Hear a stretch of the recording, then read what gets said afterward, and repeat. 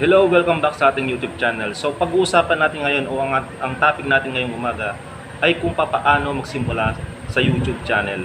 Kung paano ang gagawin bago mag-umpisa sa ating YouTube channel o sa paggawa. So tara, samahan niyo ako. Bye!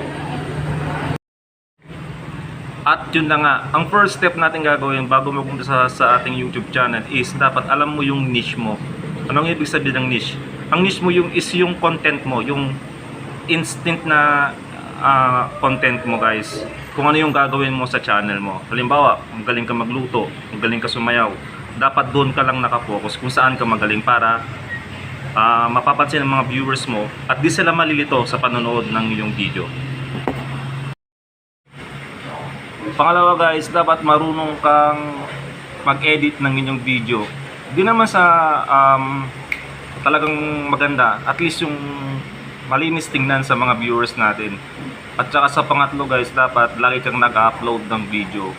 Kasi hindi ipapalabas ng YouTube yan sa mga ibang viewers kung once a month ka lang, twice a year ka lang nag-upload. Dapat araw, kung kayang twice a week, so mag-upload tayo para mapansin ng mga viewers at may aabangan sila.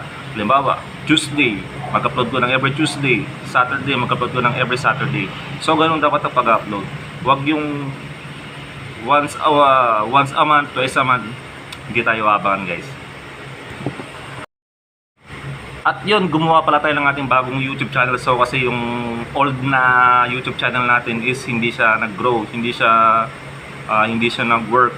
So humingi ako ng mga advice sa mga YouTuber din, sabi, wag mo na gamitin yung older channel mo, gumawa ka na ng bago kasi yung mga naka-upload dun sa mga old channel mo is hindi na siya panonoodin talaga kasi old na nga siya. So dapat gumawa ka ng bago. So yun, sinunod ko sila, gumawa ko ngayon. At ang topic natin ngayon o yung niche is yung tutorial ko, advice about sa YouTube. So sana meron kayo natutunan ngayong araw na to at maraming salamat sa mga nanood. Share, like, and comment na lang guys. So maraming salamat sa panonood. God bless. At abangan nyo ang ating mga bagong upload. So guys, bye bye!